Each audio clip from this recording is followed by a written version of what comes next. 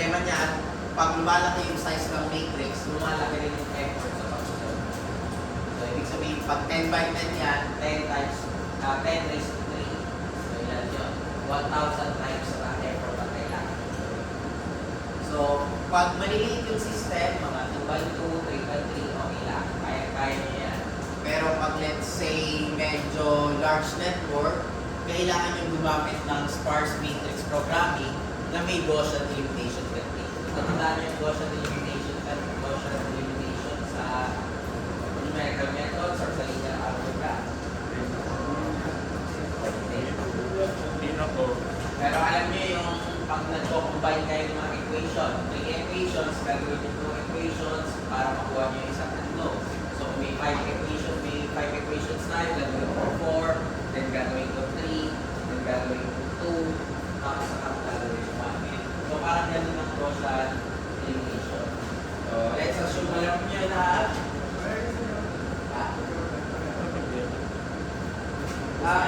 ang Gauss-Jordan is, ang kino-consider mo lang is yung upper triangular or lower triangular niya. Isi-zero yung nasa ilalim, yung nasa taas, yung may value. Tapos yung main diagonal mo is 1. Tapos may upgrade pa yun. Yung upgrade nun, both sides is 0. Yung ligtas gagawin yung 1. So, kino-Gaussian eliminate yung Gauss-Jordan. Okay. So, in any case, ang problema nito, mahirap. So, kung ayaw natin gawin ito, pwede tayo pumunta doon sa kasunod. Yung tinatawag natin impedance matrix, i-convert natin sa graph. Yung graph theory natin, which we have already discussed, or alam nyo na, sa admittance matrix using singular transformation. The main difference lang is hindi mo ko-convert sa admittance to, as well as may 4 na rule tayo. So, ano yung mga 4 na rule na sinusunod natin? Ito na yun. Rule number 1, adding a line. Pag sinabi mong adding a line, meron kang existing substation, ikakabit mo sa panibagong substation. So, it's either kakabit mo sa panibagong substation, which is yung first, or ikakabit mo sa bagong load center, generator, or motor, which is yung second. So, how do you perform yan pagdating sa matrix? Pagdating sa matrix, ang ginagawa lang natin, kung you are just adding a line from an existing line, kinokopya mo lang lahat ng value niya.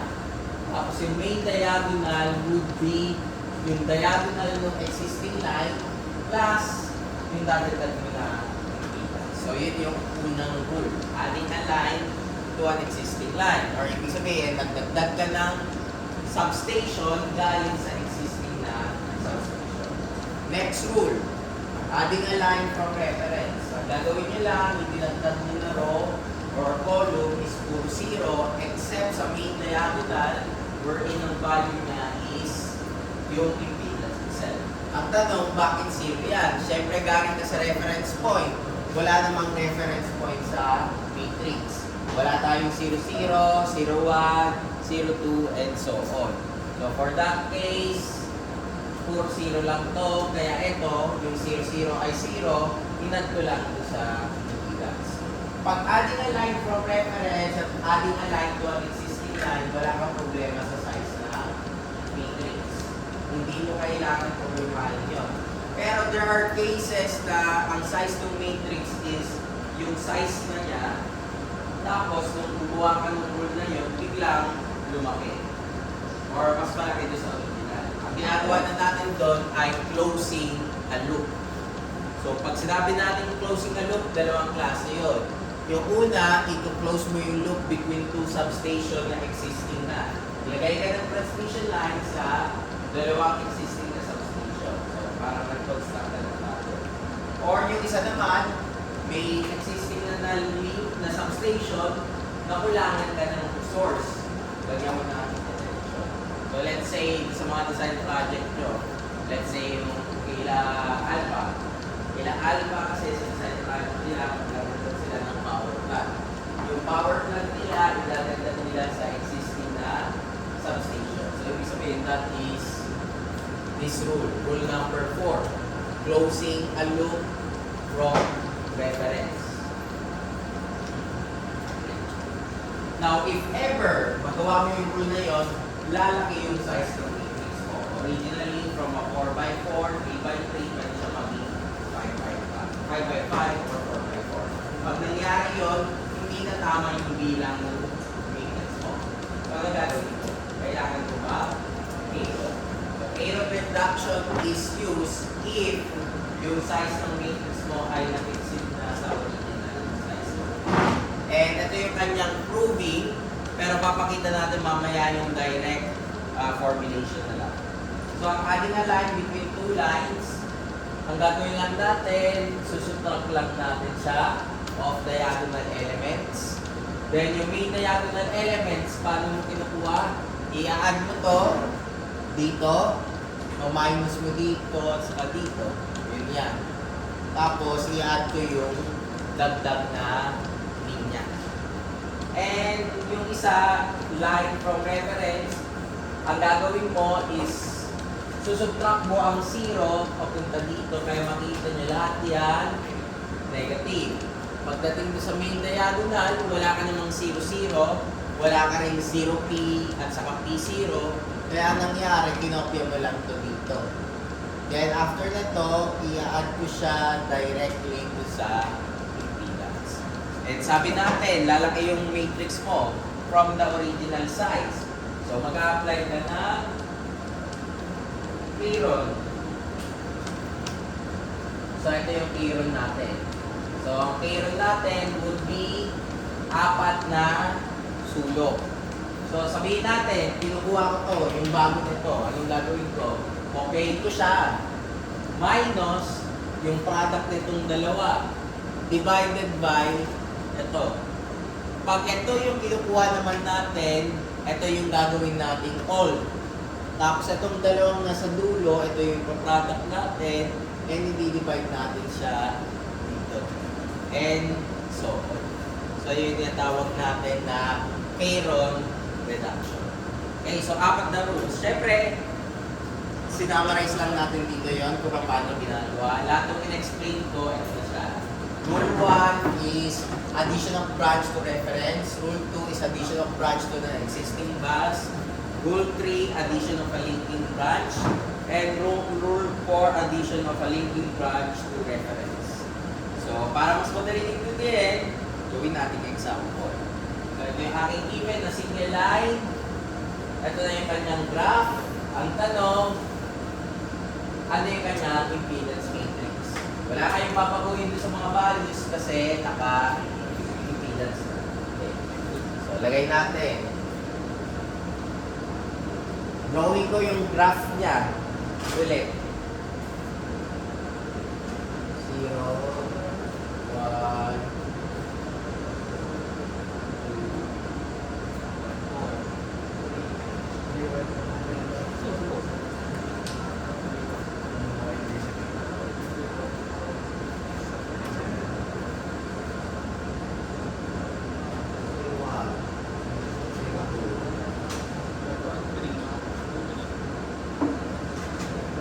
then, may order daw tayo dyan. Ang order ng pagkakasunod natin, 1, 0, 0, 2, 2, 0, 1, 3, 1, 3, 1, 3, 1, 2, 1, 2, 2, 3, 2, 3. So, yung pagkakasunod natin. So, we start first with the first one, which is yung 8. That is 1, 0. Okay, pag drawing natin, dapat nilagay natin yan, galing naman sa reference, kinokopya ko lang siya, then lalagay ko yung A, yung value ng A, J.2. Pero hindi pwede yan, kasi wala kang matrix na 0, 0, 0, 1, saka 1, 0. So, kumbaga, wala ka nito. Kaya pwede mo siya i-simplify into J.2. Kaya natin na-simplify siya papunta dyan.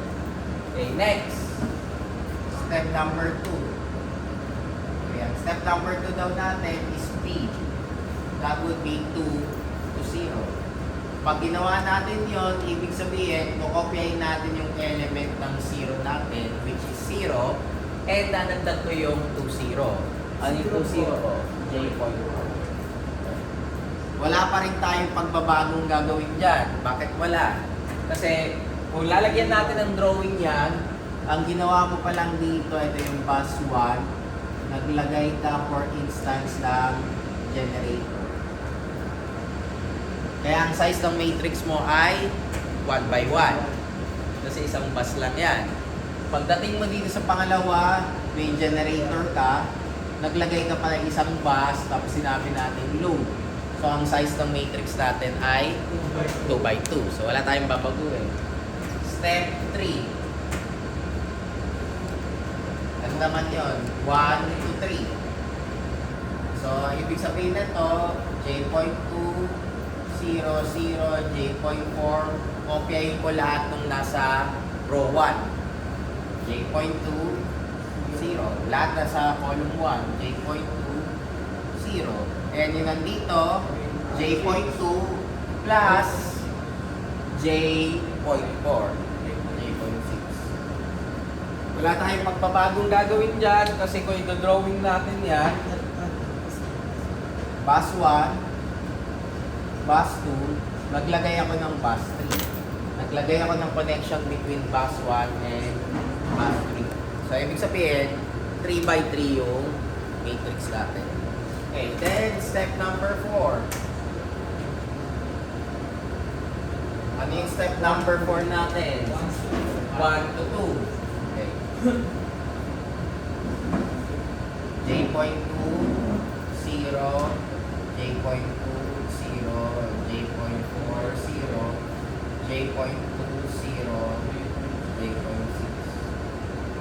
Gagawin natin, okay na from bus 1 to bus 2 or 2 minus 1. So, negative J.2, J.4, negative J.2. Then, sa kabalik dito naman, 0 minus J.2, J.4 minus 0, 0 minus J.2. And lastly dito, 1, 1 plus 2, 2 minus 2, 1 minus 1, 2 plus yung element natin yan. So, ibig sabihin, J.2 plus J.4 plus ano yung 1, 2? 0.8. So, ilan yun? 1.4? 1.4.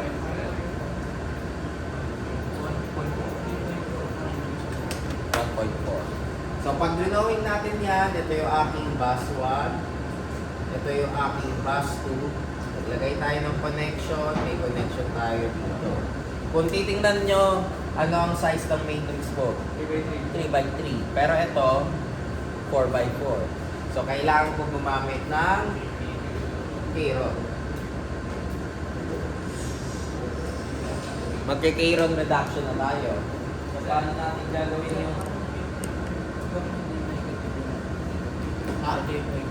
ulitin natin. Bus 1 to bus 2. Ibig sabihin, 2 minus 1. O 0 minus 0.2, negative. 0.4 minus 0, positive pa rin. Kasi dito tayo nagsimula, paakyat. Kung ang ginawa natin, ito minus ito, positive naman to. Negative naman to. Pwede pa rin baliktarin yun. Parehas pa rin naman yung sagot. Ang mangyari lang, mag-interchange ka lang ng side. Okay, so Keyron na tayo. So pag nag-Keyron tayo, ano ginagawa natin? Yung 4 na sulok, di ba? Ito, saka ito. So susulat ko lang ha. J.2 minus negative J.2 times negative J.2 over J 1.4. So ilan yung makukuha na ako sa ito?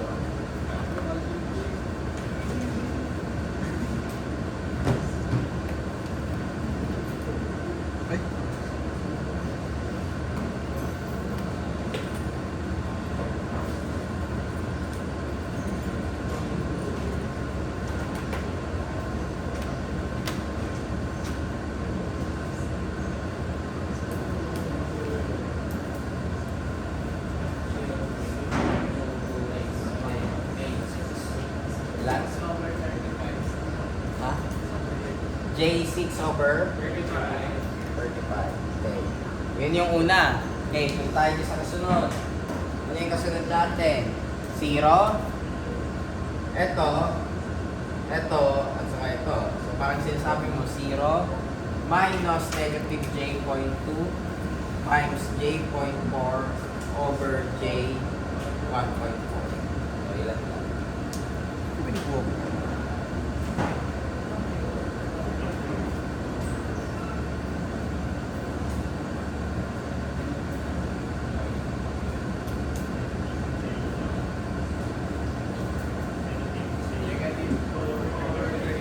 Negative J.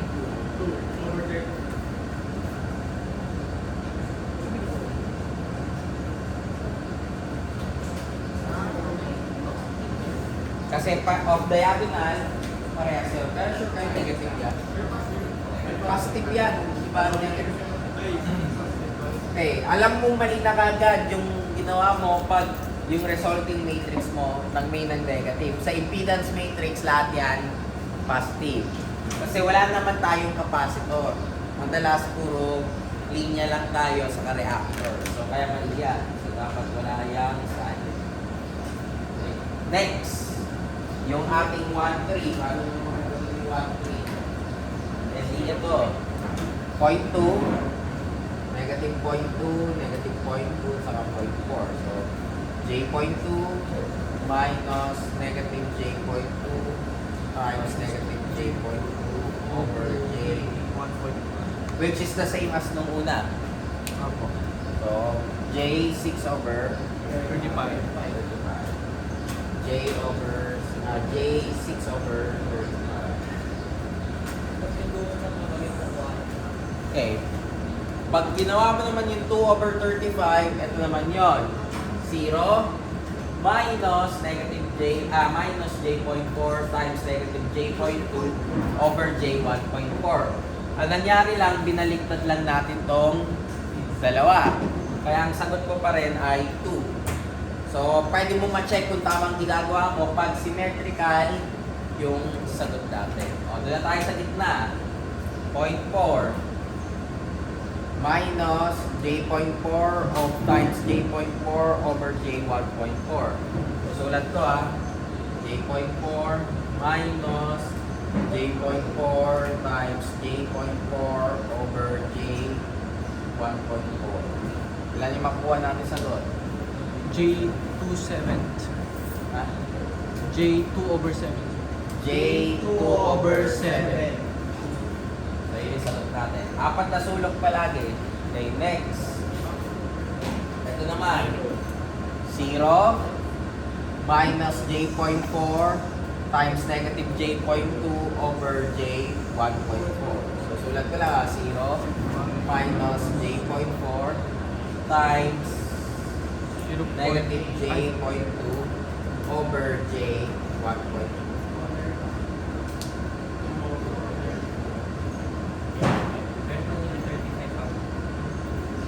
Ganun pa rin po sir, J2 over 35. Kasi kung titingnan mo lang, binaliktad lang natin to. Kaya J2 over 35. Same is true with this one. Bakit parehas yan? Kasi tingnan mo na yun nandito. 0, negative J.2 times J.4 over J1.4. Okay, doon na tayo sa last. So yung last natin, ito, 0.6 minus ito, times ito, times 1.4. So, sulat ko lang J.6 minus negative J.2 times negative J.2 over J1.4. Kaya makuha natin sa doon. J0.5714. Ay, 4 over 7 po. 4 over 7. Opo. Okay, so yan na yung aking 3x3. Para sa step number 4. Then, doon na tayo sa last step. Step 5. Yung step 5 natin, ang ginamit natin is yung E, which is 2 to 3. Okay, ito muna. J6 over 35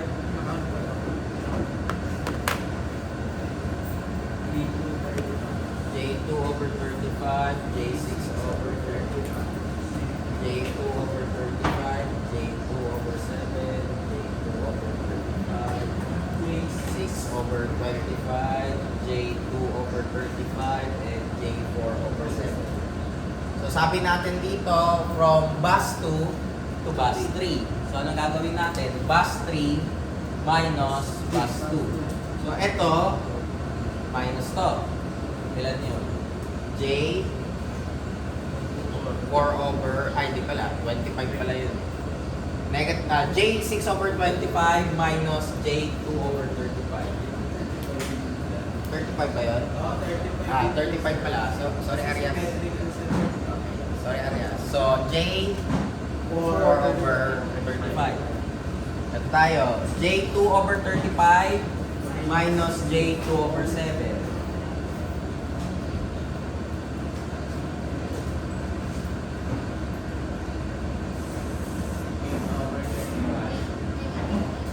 Negative J 8 over 35. And ito, J... Wait lang, 4x4 tayo. Hindi pa tayo nagkikairon. Sabi lang natin yun pag kairon na or yung final answer yung step na yun. Wala pa tayo sa final answer. Okay, next. 4 over 7 minus 2 over 35. Ha? 20 over 35 yan eh. Hindi 18 over 35. J 18 over 35. So, cocaine lang natin dito yan. 18 over 35, negative J 8 over 35, J 4 over 35. Ito na yung medyo mahaba. So, ang gagawin natin dito, 2 2, 2 over 7, plus 3 3, 4 over 7, minus 3 2, 2 over 35, minus 2 3, 2 over 35. Then yung sagot natin, dadagdagan ko ng 0.4. Kasi 0.3 yun. Ulitin natin. 2 over 7 plus 4 over 7 minus 2 over 35 minus 2 over 35 plus 0.4. 8 over 7. J 8 over 7. Ang problema, pag drawing natin yung signal line diagram niyan, kung ayaw nyo maniwala na kailangan nyo mag-K-ron, pwede naman natin i-drawing yung single line. So, 3 by 3 pa rin yan. So, kailangan natin gumamit na K-ron. J 8 over 7 na. So, gamit tayo ng K-ron.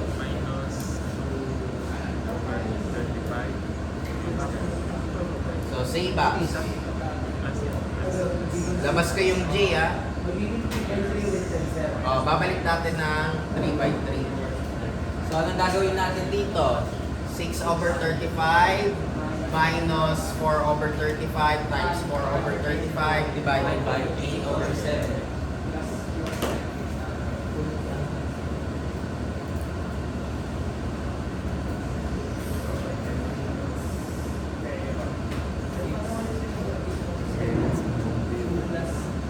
Over 7 plus 4 over 7 minus 2 over 35 minus 2 over 35 plus 0.4.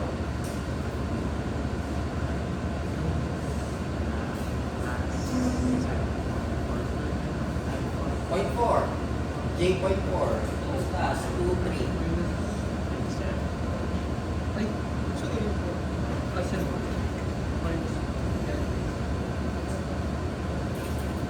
So, ilan yung sagot natin? So, ilan yung sagot natin dito? 6 over 35 minus 4 over 35 times ito divided by 8 over 7. 6 over 35.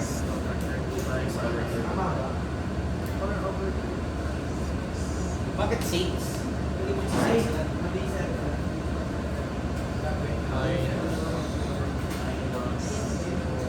Apat na sulong.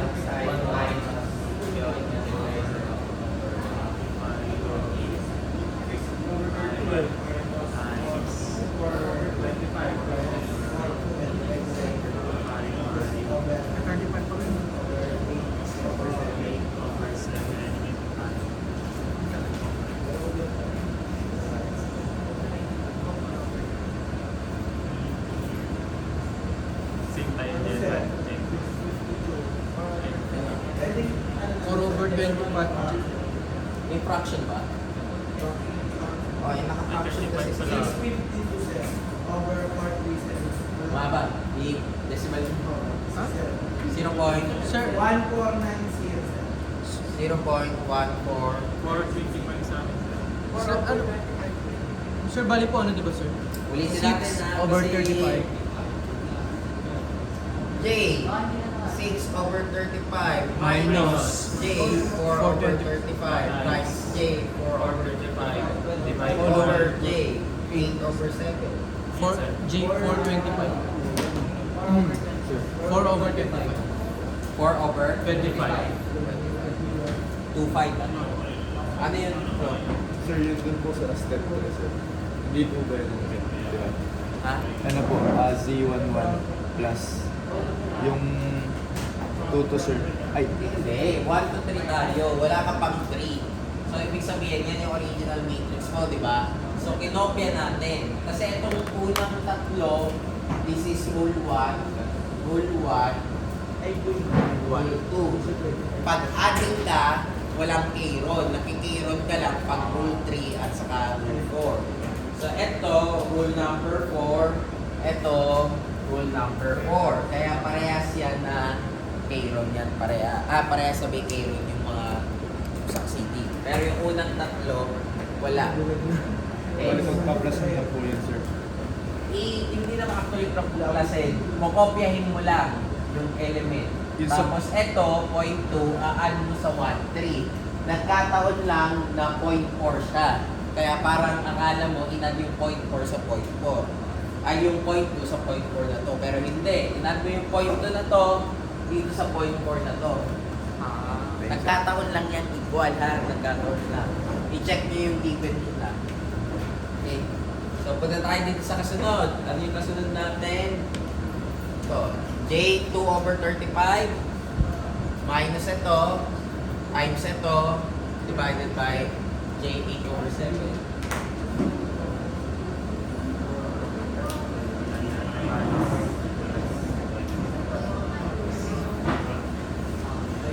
Ito over 35. 8, negative 8 over 35. G. Kasama. G. 2 over 25. 2 over 25. 25. 2 over 25. Symmetrical yun, kaya kupain na lang natin. Next. 6 over 35 minus ito times ito divided by this one. So J 6 over 35 minus J 4 over 35 times J 18 over 35 over J 8 over 7. J, 3 over 25. 3 over 25. next 2 over 7 minus ito times ito over this one. Sulat ko lang ha. J 2 over 7 minus negative J 8 over 35 times negative J over 8 35 divided by J 8 over 7. 6 over 25. 6 over 25. J, 6 over 25.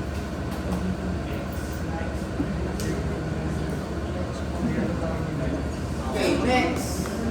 Ito na.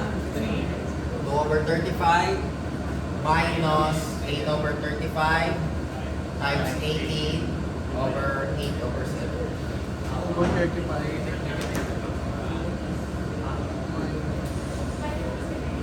4 over 25. 4 over 25. and yung uli 4 over 7 minus 18 over 35 times 18 Wait lang. times 8 over 7.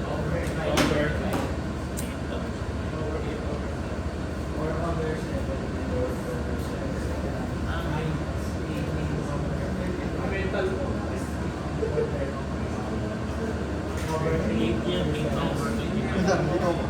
Website pa kayo pa, ano? Pa yung puro ko dito. Diba? Forward 35. Over 7 pa.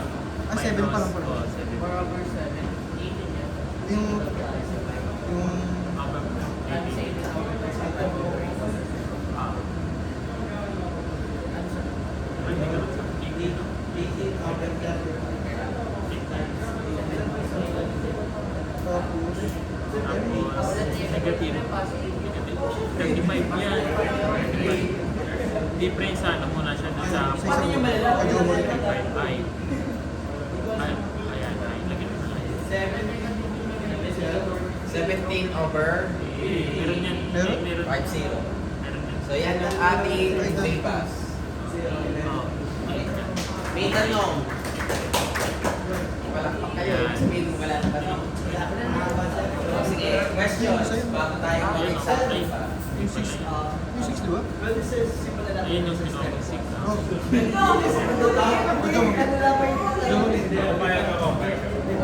Kailangan natin may tignan na bakit tignan nyo ba?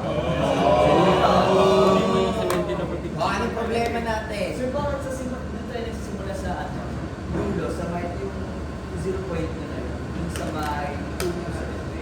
Hindi siya tuto. Ulitin ko nga, ulitin ko.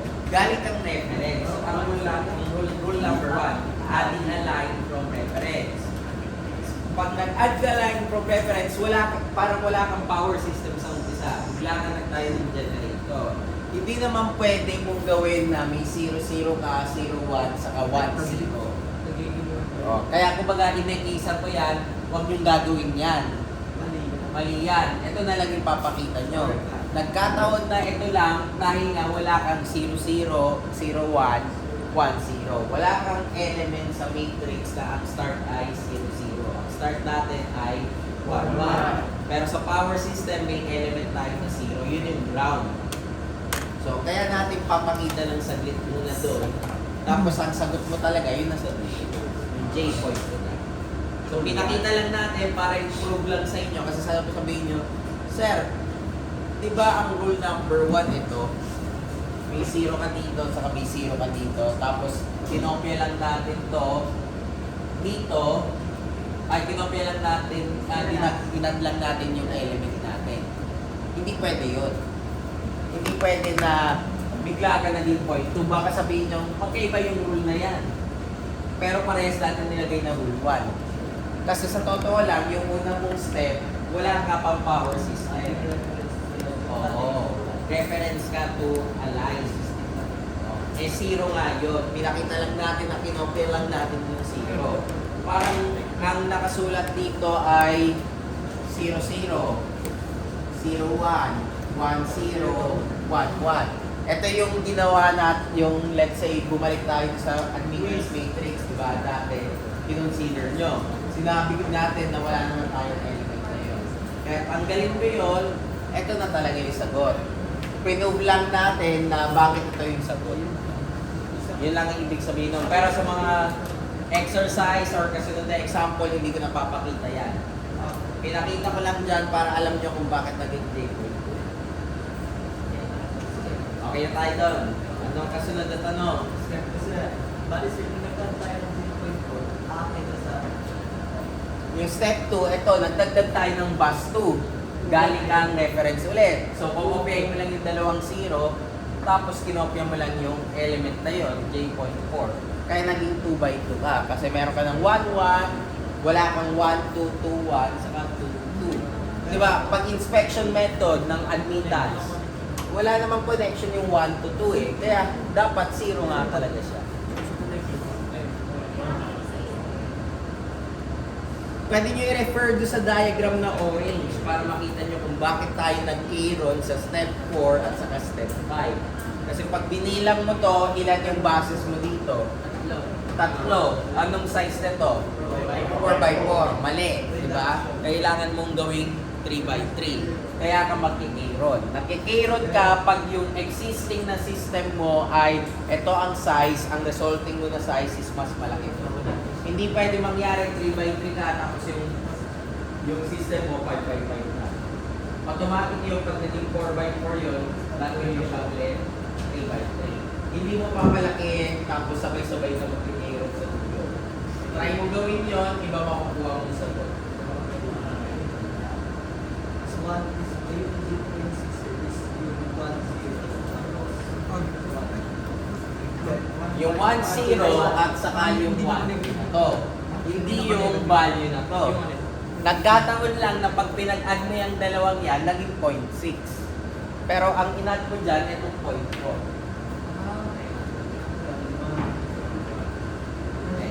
Ano kasunod na tanong? Ano po ba malaki po yun? Ano rin na lang po yung matrix? Iwan na po yung next. Gagawin mo lang yung matrix ulit. As long as mas malaki na yung element, yung K-Rod, gagawin mo lang as long as pag yung matrix mo na nag-exist dun, nag-exceed dun sa size. So kung let's say, ito, at ilang bases na nakikita nyo sa diagram, tatlo, so ibig sabihin 3x3. Yung resulting natin dito ay 4x4. I-K-Rod mo na agad. Hindi mo pwedeng gawin na, ay 4x4, sige, gusto ko sabay-sabay yung K-Rod sa dulo. Hindi. Pag ginawa nyo sabay-sabay yung K-Rod sa dulo, expect hindi yan yung sagot. Mali. Mali yun. Kailangan, basta lumaki siya na isang beses, K-Rod mo ulit. May questions ba?